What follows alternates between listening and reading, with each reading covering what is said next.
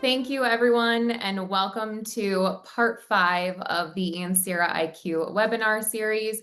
Today, we are going to be discussing the future of brand to local media, scalable, measurable, and effective. I am Liz Nelligan, the VP of Media Strategy. So a lot of what you're going to hear from me is more of the strategic positions of how we approach a local program and the coordinations we have between national and local, and the different types of inputs that are going to be really effective for this type of program. And then also joined with me is Catie Cryder. She is Ansira's EVP of Media. So she is our fearless leader of all things and keeps us marching forward towards our goals and our clients' goals. Hey, everybody. Thanks for being with us today. Liz and I love doing this, so please ask questions. You'll be able to ask questions at the end. Please chat us during.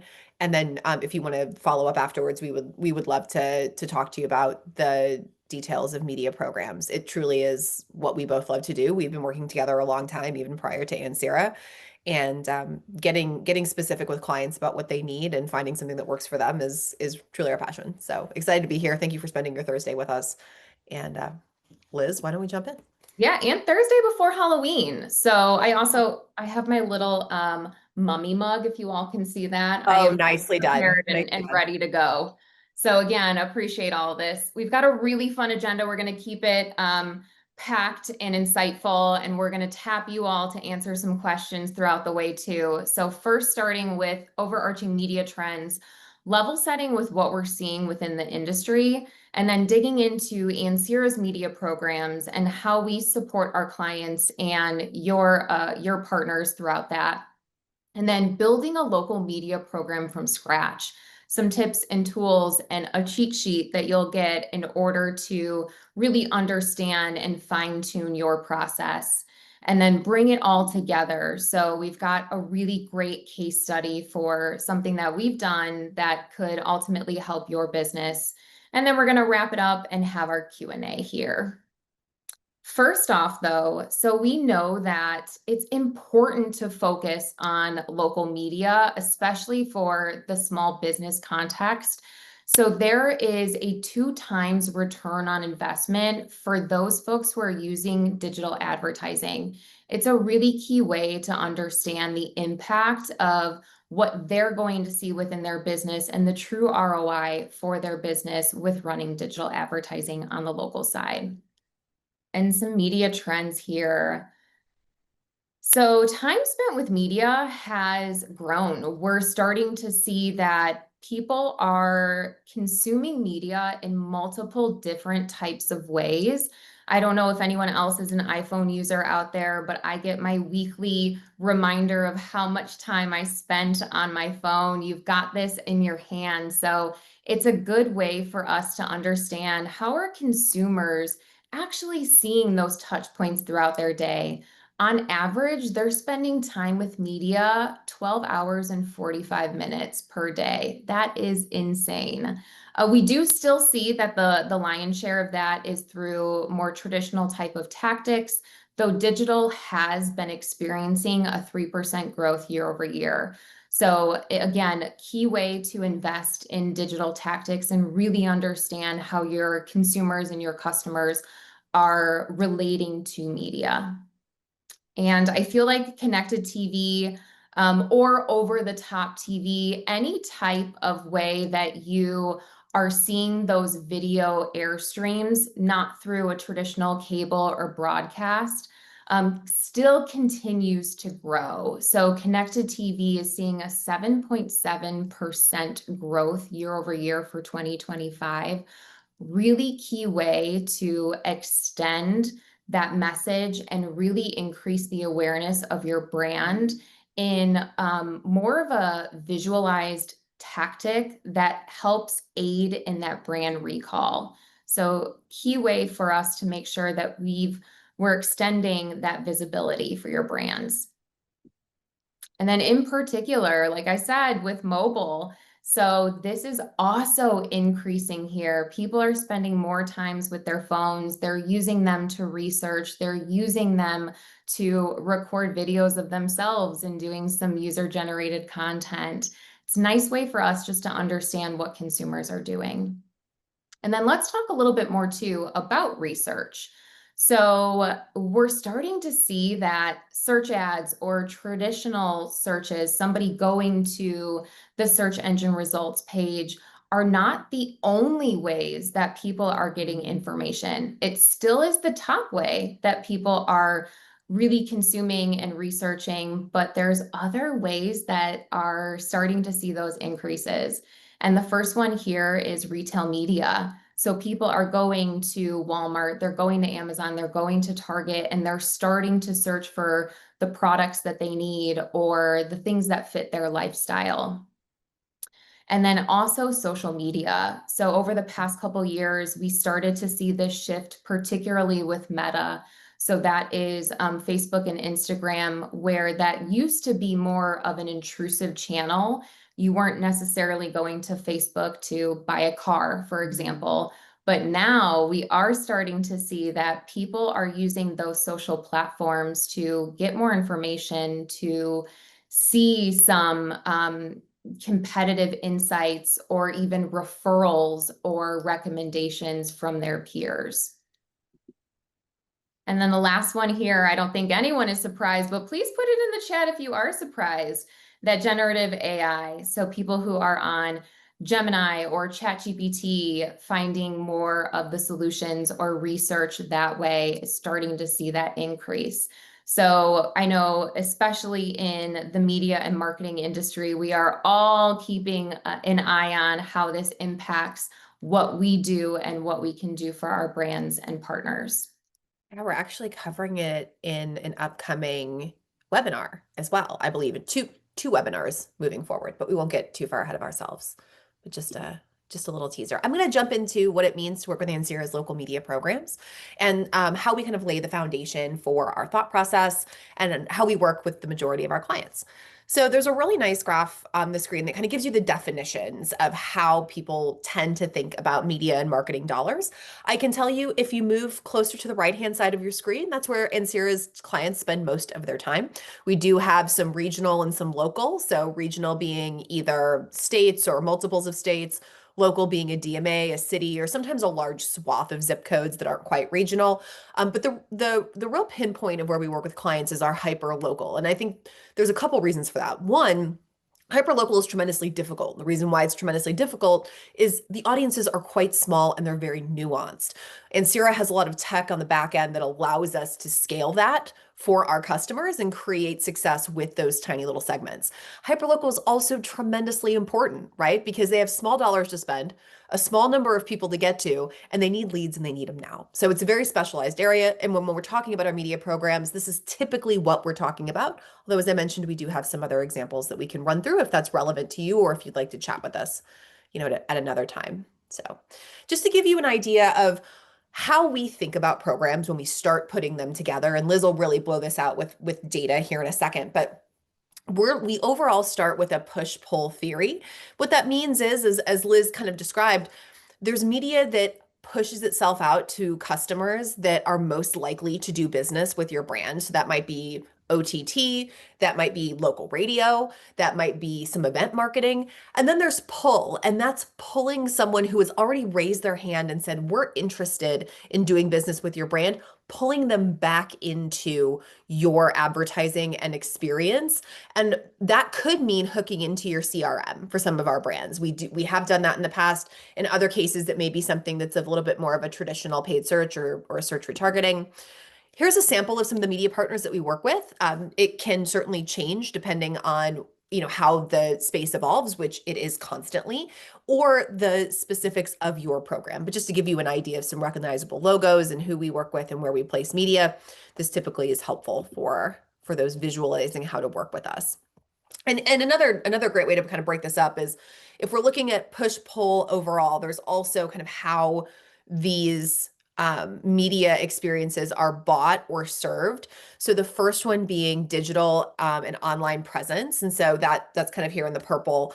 That would be more of your paid search, digital audio, YouTube, extremely customizable down to the hyper local level, can customize the creative as well.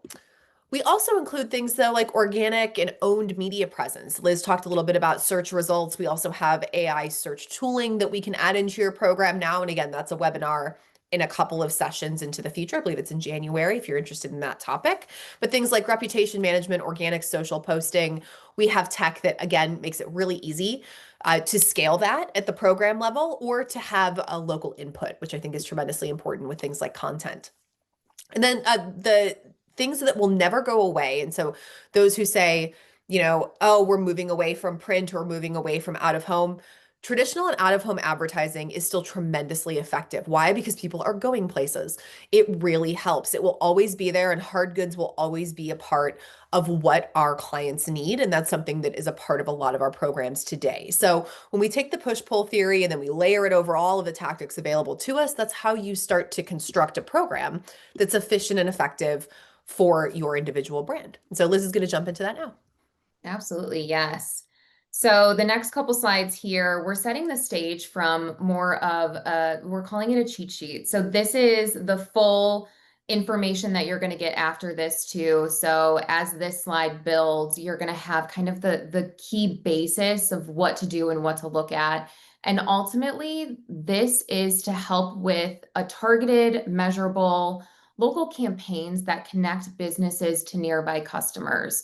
So what you're expecting to receive by building an effective local media program is greater local visibility, stronger community presence, more qualified leads, and smarter ad spend within that hyper-local level. So let's start talking through those goals. So you could have a couple of different goals here. It could be building local awareness, staying top of mind, really focusing on pulling somebody through that purchase journey and introducing the brand to them who they may not be familiar with it, or they may be familiar, but they still need a little bit of reassurance that this is the right area for them to go. Then it's also driving qualified either store or web traffic. Somebody who is looking for more information, they're ready to discuss their options, and it's a key way for us to make sure that we stay in front of these folks. And then generating high intent leads. So this is probably the lowest funnel type of conversion that we can do, is truly bringing a customer who's ready to take that final action and make that change to support the business. And all of this helps to align from a local all the way down or up to national. So having more of that enhanced customer journey through these different touch points allows us to speak to that consumer regardless of where they're at within the journey. And then this also helps to avoid campaign overlap. So aligning within audiences that you're targeting or within keywords that you're bidding on, and really making sure that there's not competition between national and hyper local. And then some strategic endpoints to look at too. So we get really nerdy and really data driven based on audiences. So we leverage audience data, consumer data to identify those top performing channels. And then we tailor the media packages based on the market size and the expectations of what we anticipate to see within those markets. So we'll design packages that fit for somebody who's in more of a rural market or a mid-sized market or even a larger city or urban market. And then the key to a local media program is delivering more of that localized messaging. So tailoring it down while still using brand compliant messaging and creative, but tailoring it down to that local partner.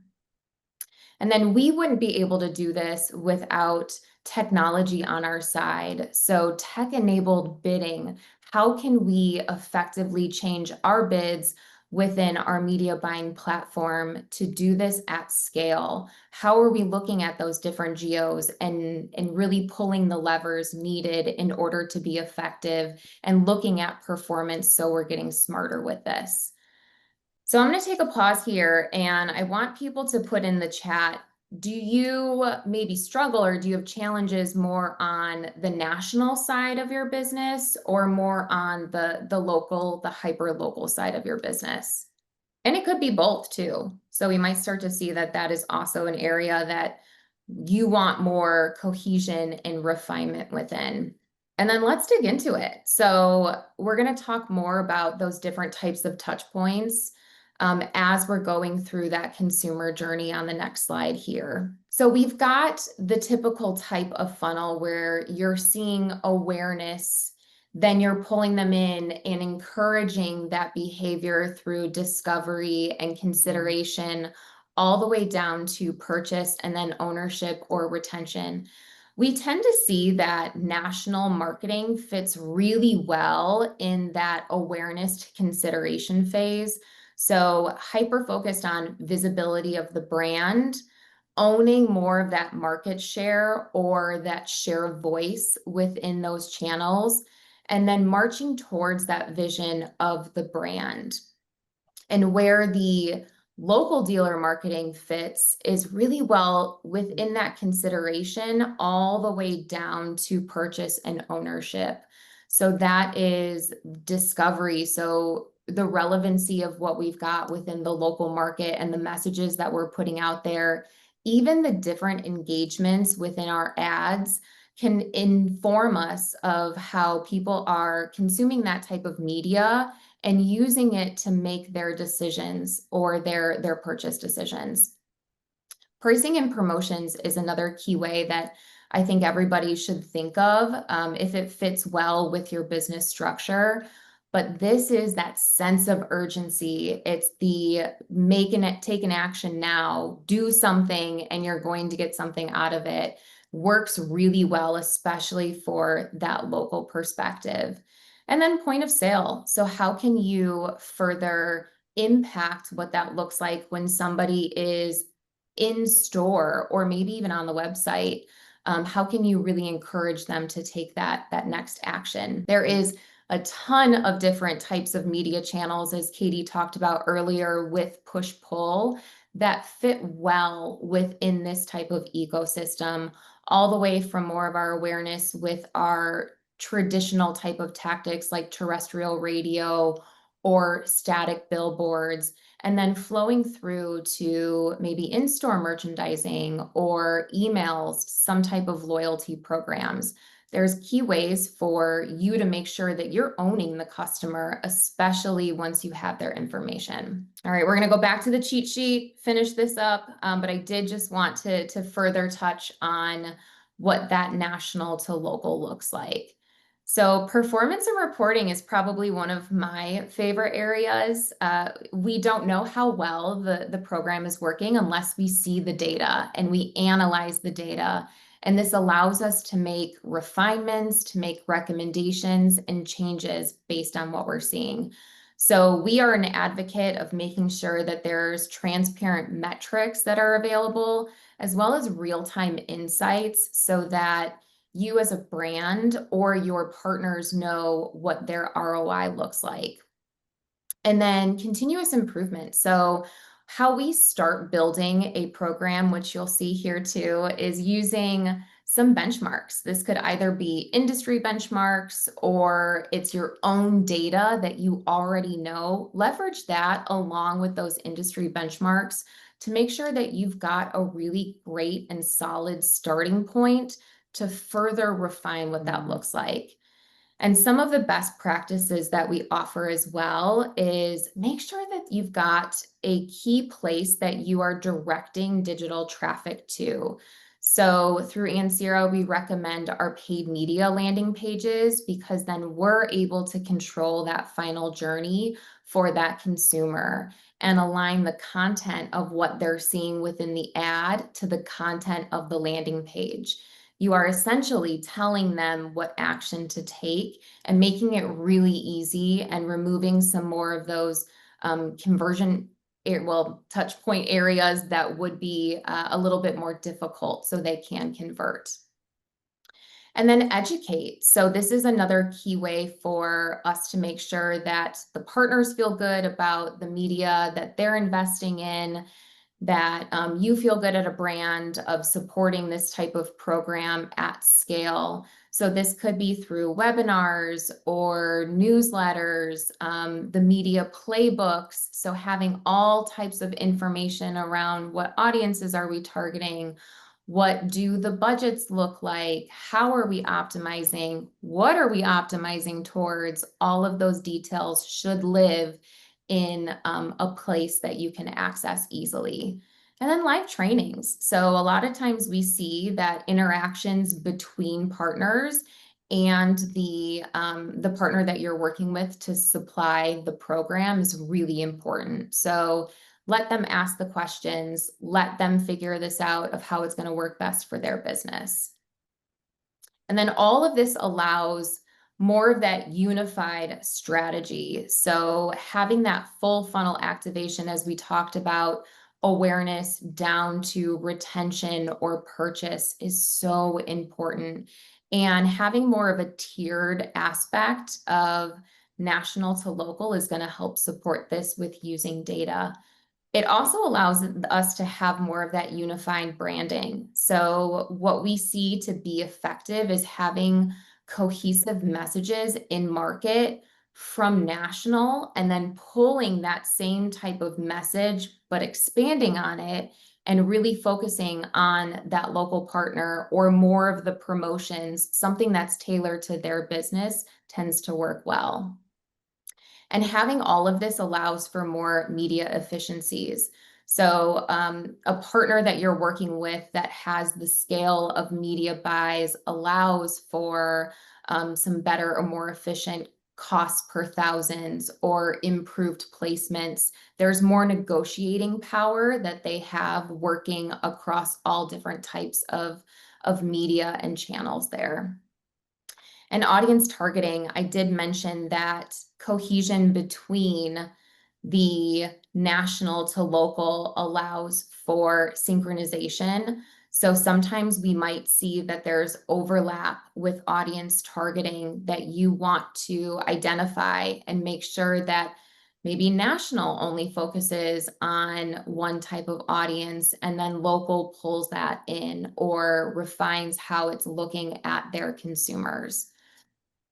And then measurement. So again, across the board, this all comes into play at how these different types of touch points ultimately drive that consumer to take that action and impact the ROI for the business.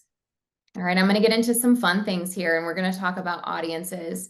So one of the really important ways for us is to know who are we putting messages in front of? How are we trying to encourage this person, and who is this person? So we look at this from two different types of audience bases. First is our core audience.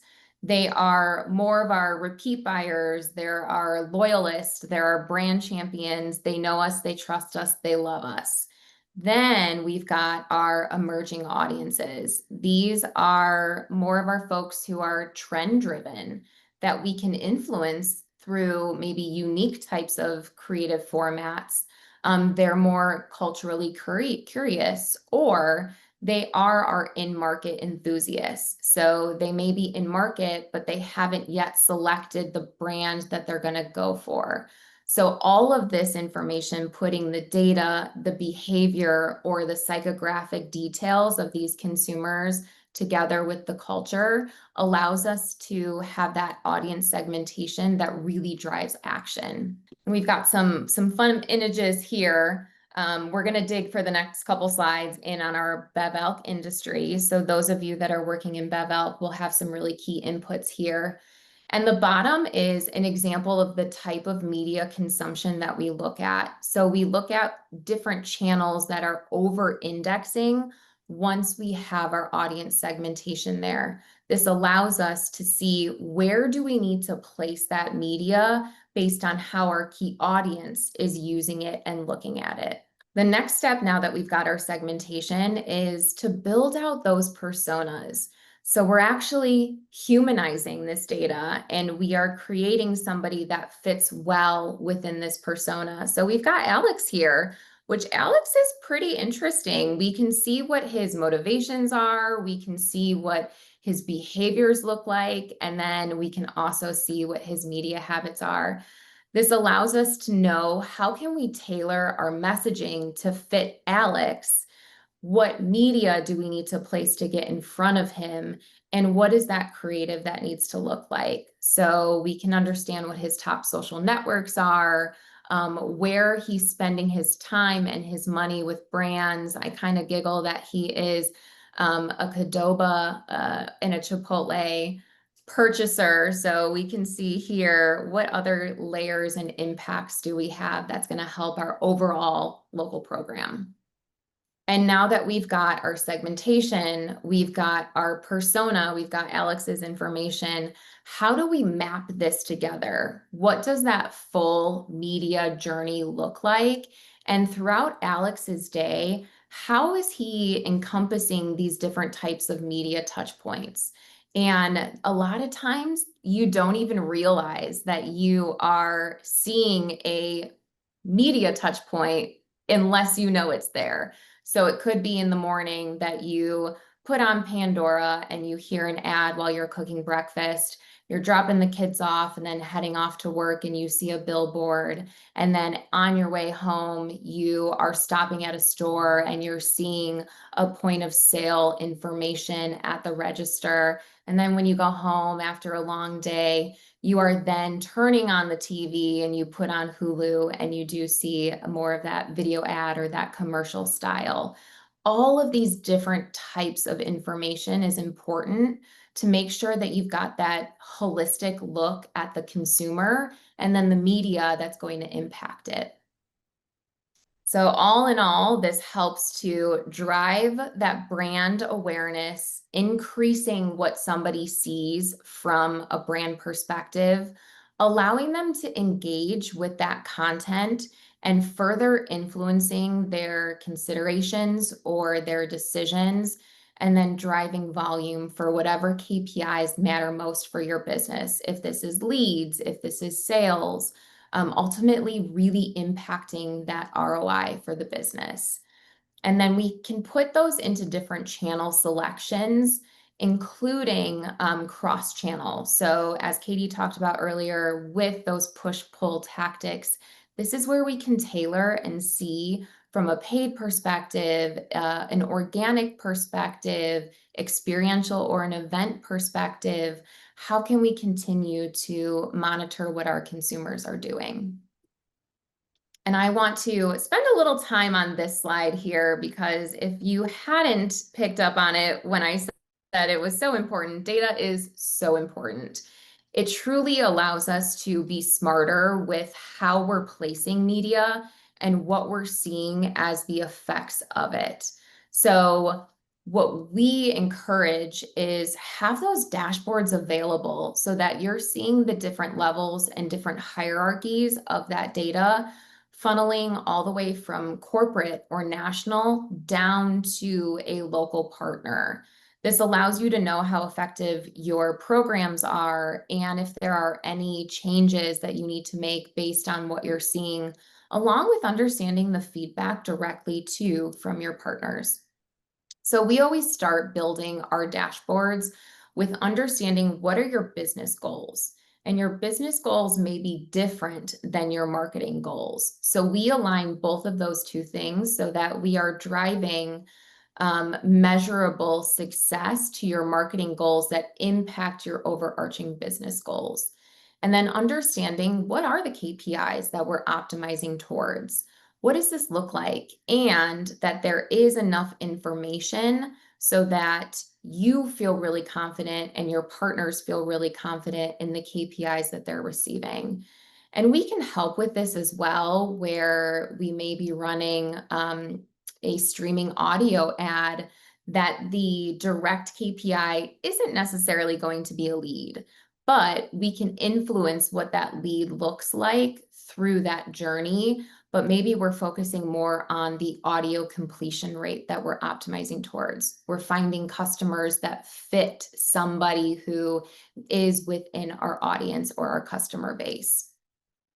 Having those targets and those milestones throughout is also very, very important. I would encourage all of you to make sure that you are having quarterly reviews along with your maybe monthly touch points or insights with your partner, really understanding what they're focusing on for the next quarter or the changes or recommendations that they have.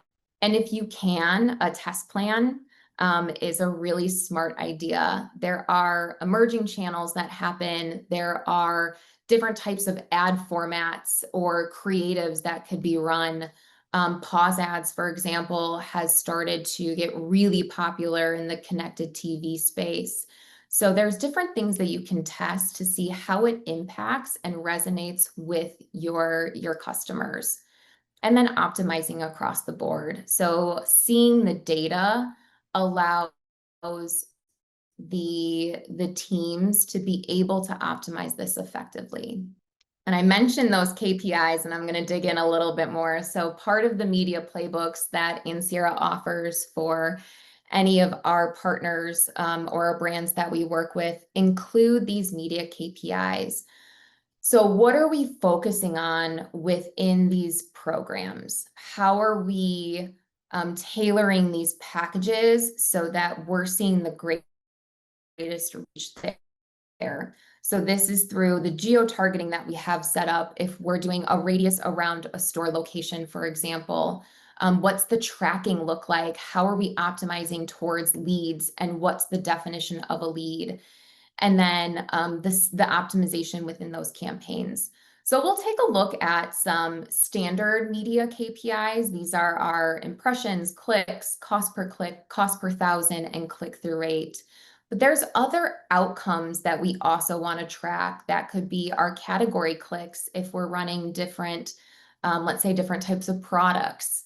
What does this look like? And then more of our leads. So are we tracking click to calls? Are we tracking submissions? Are we tracking get directions?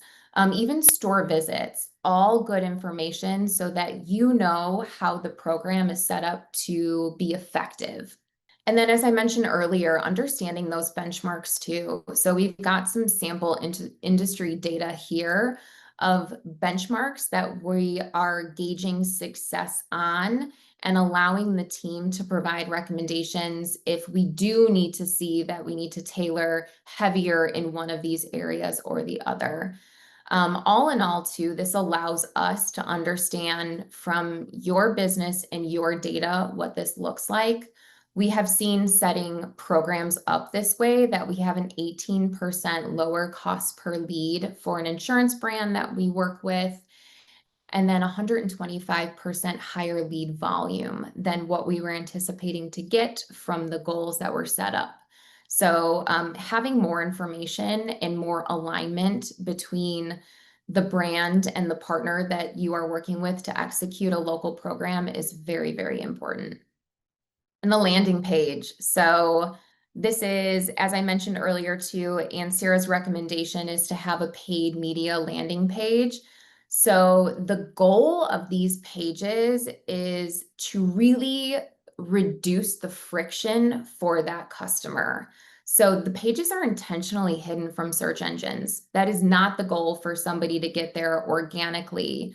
What we want is to truly understand what the journey looks like from somebody who is served an ad, engages with the ad, and then what final action do they take. This allows us to have creative that really closely monitors what the ad looks like to what that person is going to see on the landing page. And then we align the content so it makes it really easy for that consumer to understand what are they supposed to do next. So all in all, we see that conversion rates are 50% higher on pages that have 100 words or less versus pages that would have 500 words, where there's more information, more opportunity for somebody to click away. This is where my eyes kind of glaze over, and I will let Catie step in and talk the nitty-gritty with data. This is what the inside of our brains look like. This or Willy Wonka and the Chocolate Factory, as a lot of us refer to this slide. But The reality is this, we've talked a lot about, and Liz, thank you so much, the data that goes into your program, where we're directing leads into your program, how we could utilize your CRM, right, to inform those leads and also continuously push people back into the funnel, which is great. But I wanted to take it back and just do a holistic conversation here about the entirety of what can be the feedback loop for media. And I think it's tremendously important.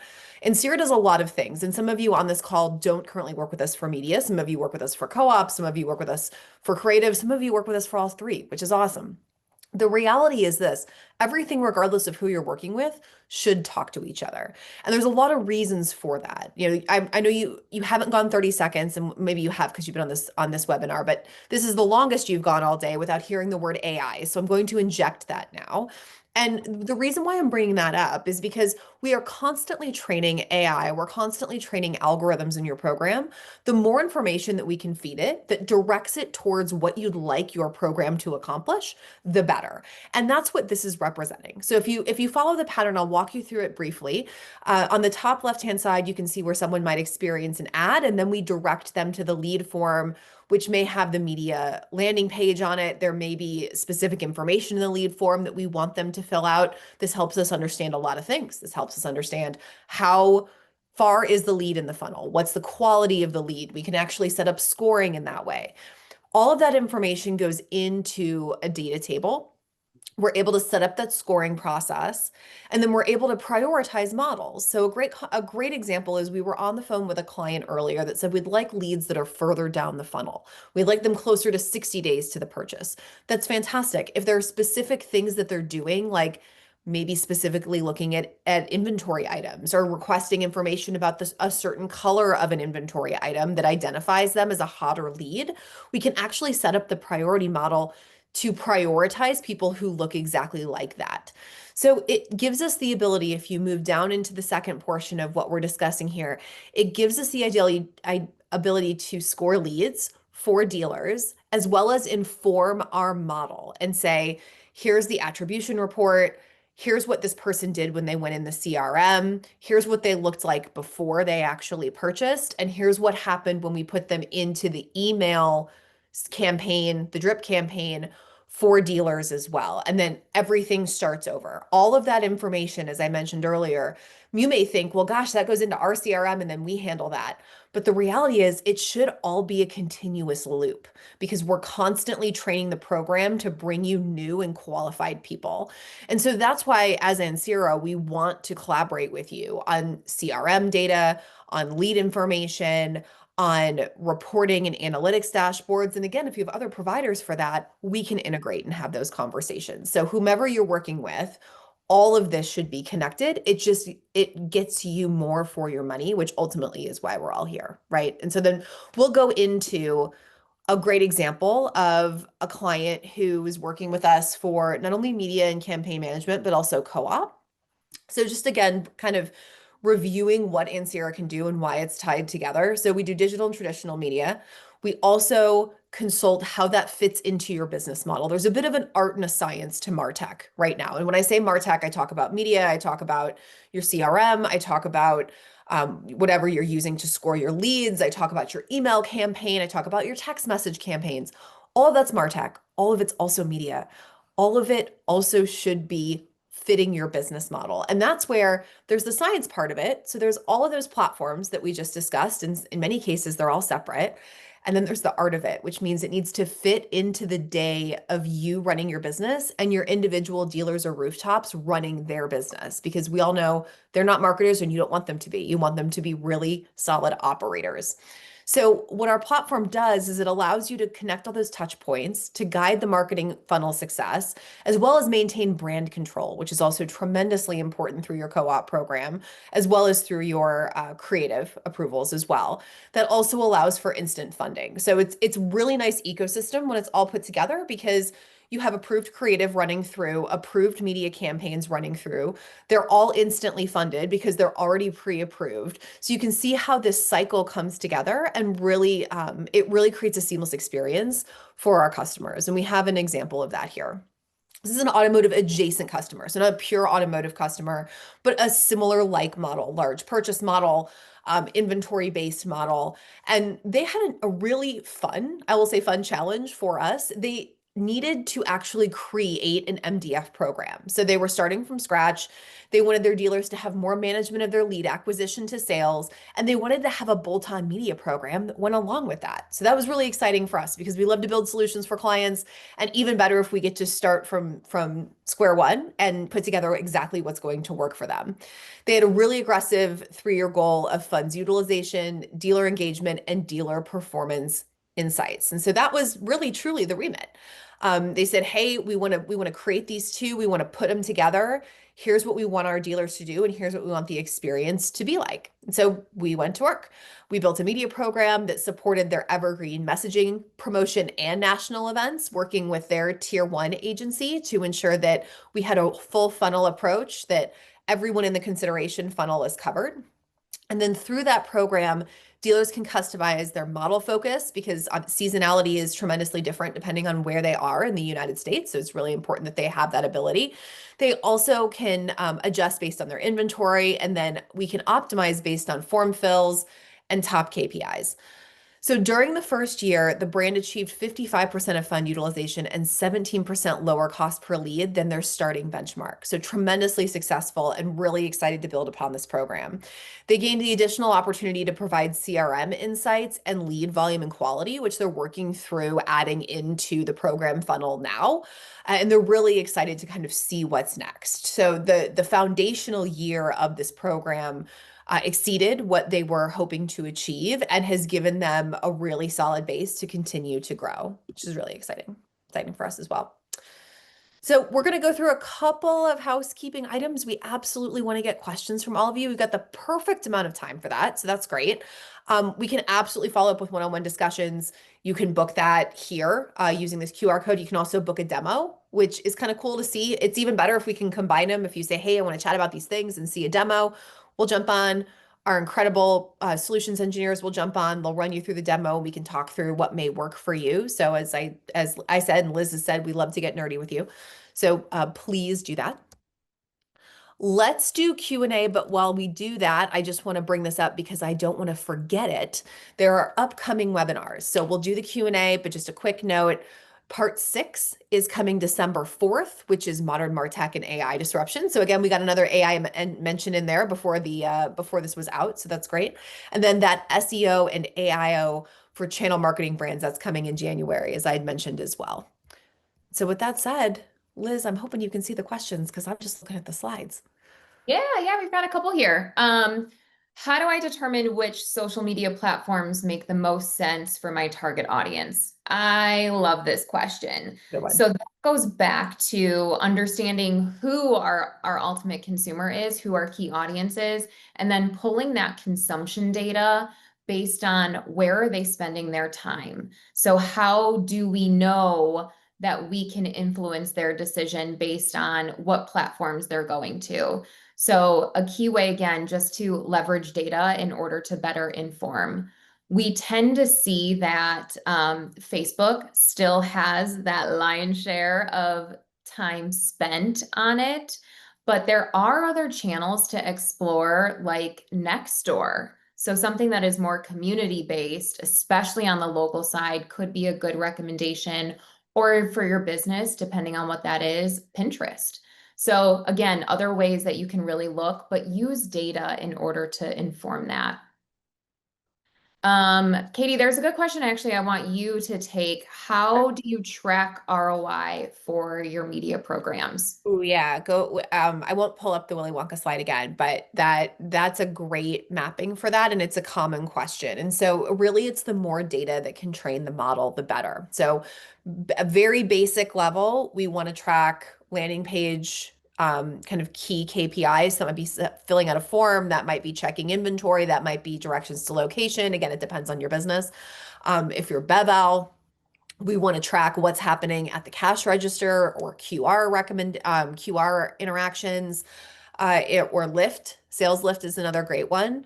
So those are some of the things that we would look at. Ideally, we can hook into the CRM and track real-time ROI based on actions that are coming through the landing pages or the, we'll just call them like a digital reaction, like a QR code redemption, like I mentioned earlier. That's the best way to do it is if we're able to hook into your data. But we also have worked with clients on they know if they get a lead, they're going to close, I'll use a number, 15% of the leads, right? And the average lead is worth, we'll call it $10,000. We'll actually put an ROI model in our system for them so that they can see that in their reporting. We've done that as well. So we're happy to work with whatever your internal preference may be. The more data, the better. And we're happy to integrate with any of your current providers. Yeah, this next question too is a little bit more around data. So I might have you start and then I can also add some Sure. insights too. So as we see and anticipate many more chat integrations, so again, more leveraging from that AI perspective, beyond early like Shopify, ChatGPT announcements, can we comment on client data readiness to capitalize on the shifts so that brands are not left out or overlooked? Yes, absolutely. So, couple of things in terms of client readiness, because depending on which client you are, could look a little bit different, right? So, there's client readiness in terms of how searchable is your content so that those types of chatbots can get to you. And that's actually what the January webinar is about. So, I think that's a really good one for you to attend if you have questions on that. There's also some content coming out from us, I think, in the next couple of weeks. Mick Geyer leads our team. We can also set up a follow up with him in regards to that. But the reality is that organic content is not going away. Those type of chat polls have to come from somewhere. So it's actually more important now that that information is accurate and relevant. And that's where adding in like a local listings management piece to your program so that that's taken care of for your dealers or your individual rooftops is tremendously important. Because if that information is off, not only could it come up incorrectly from a chat perspective, but it's also training the algorithms incorrectly as a reminder. So it all comes back to the central source of truth and where you want that information to come from for your business. Is that updated and is it scalable? So we absolutely have been working with our clients on what that looks like for them. From a platform perspective and a use case perspective, we have our platform with a really aggressive AI roadmap, and all of that is infused now into the engine of our platform, down to we'll be releasing additional recommendation engines early this year so that, again, our goal is so that your individual users are focused on running their business and they have the information at their fingertips to do that in a very easy way. And that's what our AI engine is going to be set up to do. So it's going to start to centralize and pull everything. We're calling it roughly Ansira 2.0. It'll centralize and pull everything for them in their experience. So it'll prompt them through whatever they may need. And I'll add too to this is there's still a lot that's happening in the industry that we're keeping an eye on that I think you should also keep an eye on, especially from what Catie was talking about of the source of truth. So with a lot of those chatbots, the ChatGPT, they're also looking at organic social conversations. Like Reddit is one of the key Great call out. places that information is being pulled. And there is a recent, I just read about it this week, lawsuit from OpenAI, from Reddit to OpenAI about not being able to pull that information or working with them to effectively use it. So I still think we're going to see some changes. So probably the content that's being developed now for that January webinar could very well change in the next couple of months as well. Yeah, it's moving really fast. It's true. Yes. I think we've got time for one more question here. Perfect. Are the Ansira media packages customizable? So great question. This again goes back to understanding what the goals are for the program itself and aligning those packages to fit those goals. So yes, there is a level of collaboration between Ansira and corporate in order to allow those packages for the partners to use. And then there are different ways that we can customize what those look like, from what geo-targeting are we running, what messaging do we have for that in particular partner, and really aligning so that it does feel customizable for them, but that it is scalable for you as a brand. Okay. All right. Thank you, everybody, for your time. As a reminder, here are some of the upcoming webinars. We really appreciate you spending your Thursday with us. Thank you for the interaction. Hopefully, we get to see some of you in follow-up conversations, and we're here if you need anything. Thank you all so much. Thank you.